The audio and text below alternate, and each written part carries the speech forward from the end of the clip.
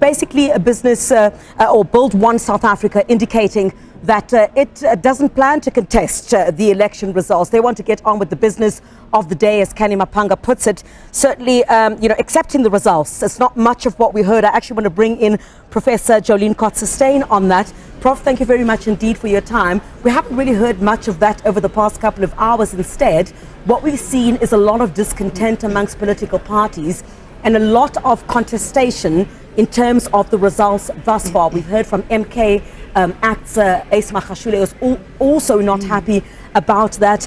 Is there cause for this concern by these political parties that we've seen unfold overnight? There's calls for a manual count and also for condemnation. It's a difficult one, and I think it's also one where all stakeholders will need to be exceptionally responsible in their political rhetoric, because there is a lot on the line. When you are rising or making claims around discontent or issues with the count, or we want a manual count, there needs to be some strong substantive evidence on the one hand, but also on the other hand, the Electoral Commission needs to be given the sufficient space in order to look at those concerns, to investigate what those concerns are, without necessarily having quite a lot of political rhetoric, kind of driving some of the pressure around that for the Electoral Commission. But you would expect that, because clearly the stakes are incredibly high. That is certainly what characterizes this particular election. But are we threading on a dangerous space with the rhetoric that you speak of now? We're talking about, for example, at Zuma talking about elections that were rigged. That was a conversation he was having with Simon Mabolo of the IEC. Are we threading in a dangerous space? I think, we need to pay attention to the words we use. So making a strong claim immediately to say, well, I believe these elections are rigged. I do believe that you do need to bring some, as I've said, strong substantive evidence. I think what would be interesting, because again I'm going to kind of pivot the answer around how the public felt, the voting public in particular, about the freeness and fairness of the election. As our survey has shown, the public felt that the elections were conducted in a free and fair manner. And I do think you actually need a poll amongst the political parties as well, and you can kind of put the findings of what the political party perception is vis-a-vis what the voting public perception is, to see what the distances are and what the issues are. Are there any differences in issues or concerns that the voting public has raised, which we know included things like long queues and some technical glitches, or vis-a-vis these claims that the political parties are making and saying, these elections are rigged, we want to recount, and making all of these demands. Coupled with that, we also cannot ignore that there are observers as well, international observers that are observing international community, SADC community, so they are very, very strict observing protocols in place. Auditing too. Auditing too as well, as we've chatted a bit earlier. Yes. Thank you for reminding me. The auditing as well of the votes as they are coming in.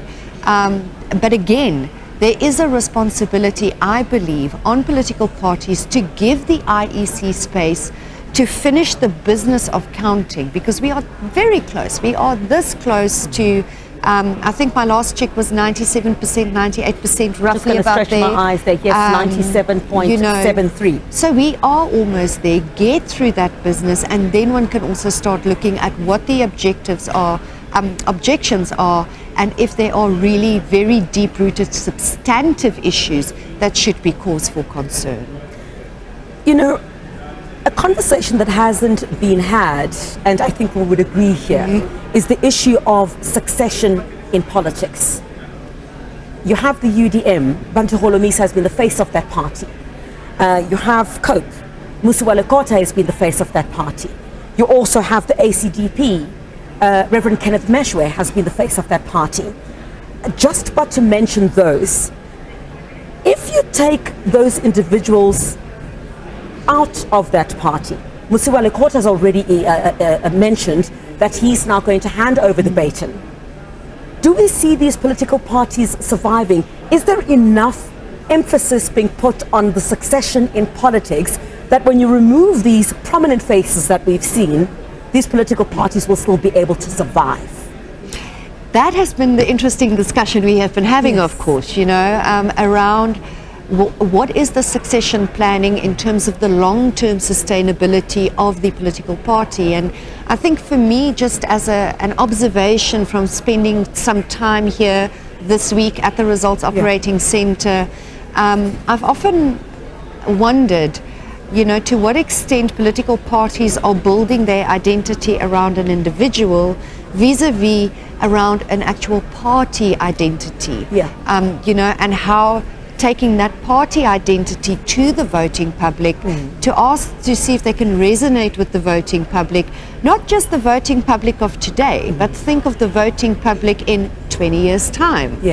Will those political parties still be around, or are we going to be a type of political society that at every election sees the arrival of a bunch of new political formations, creating a vast diverse space, and political parties kind of just having offshoots, and that's both on the opposition side as well as on the ANC side, where we've had various offshoots of political parties, but it doesn't necessarily speak to me around consistency in party identity, consistency in policy positions, consistency in development planning. And I think that, broadly speaking, from an economic, a social and a developmental perspective, is what the country needs, is that consistency. But we actually saw this, when there was a debate, for example, by the IFP on whether it will have the face of Velenkosini Hlabisa on the ballot paper or that of the late. So it kind of tells you that this is a very prominent feature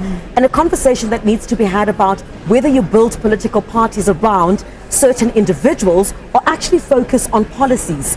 What is it as you to ensure that this political party actually survives irrespective of who is at the helm? And that is critical, because one can take it a step further. We have often heard through our own research as well that the youth may feel disconnected to political parties, in terms of affinity. There's a sense that political parties are not really talking about the issues that the youth have, just as an example. And that begs the question again, in terms of your succession planning, who amongst the young population or the young membership of your political party are you bringing on board and taking with you in order to speak to your different demographics, whether it be an older generation, a more stalwart supporter of your political party, or a younger generation that might have very different issues. It was quite striking listening to some of the manifestos and listening to some of our political rhetoric. One of the biggest issues facing the youth is climate change. And you think about that, not South Africa now, but South Africa 20 years from now. And those conversations also need to happen as we contest elections, or not we, as political parties contest elections, as political parties build leadership capacity within their structures. And very interesting you make that point, because one of the points that Dr. Ronesh Darraj had made in his analysis, he said that the voters' role has changed. The voters' role has changed, and with the amount of young people, certainly from what we can see, we don't know what the full voter turnout is yet, but from what we saw was the interest of young people in participating in this election, the visuals that we saw coming out of Wits University.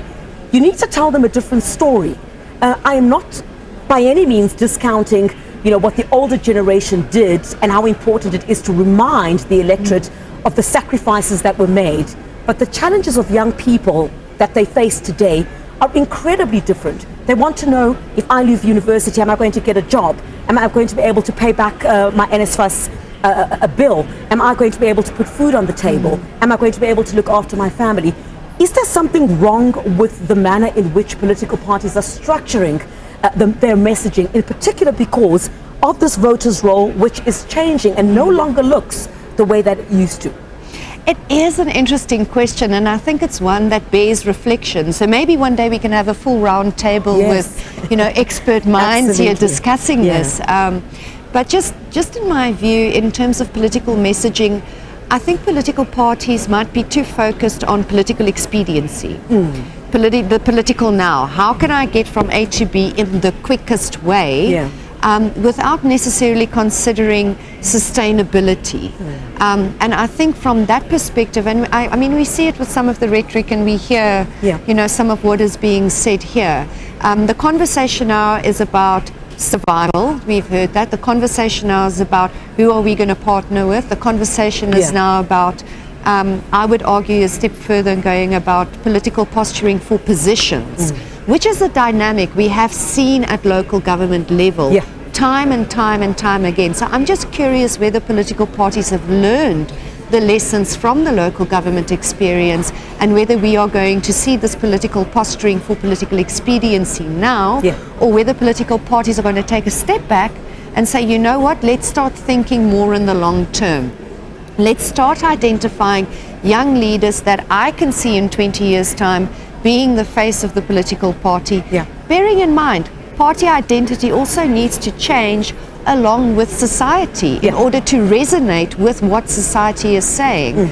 So I would just say, if I'm 20 years old right now, I wish, but if I am 20 years old right now, you know, I'm finishing up my degree, I've got a massive student loan, I also have my own markers of adulthood that I want to achieve.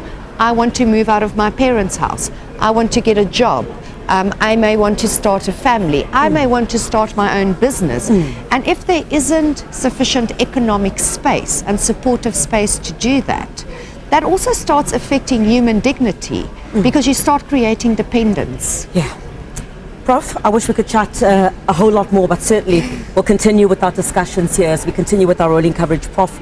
Joleen Kotze, thank you very much indeed, as we continue speaking to experienced analysts on what to expect in this election, what political parties should be looking at going forward, exactly where we are as we edge closer, of course, to knowing exactly who and how the structure of South Africa is going to look in the next couple of days. We're very close to that.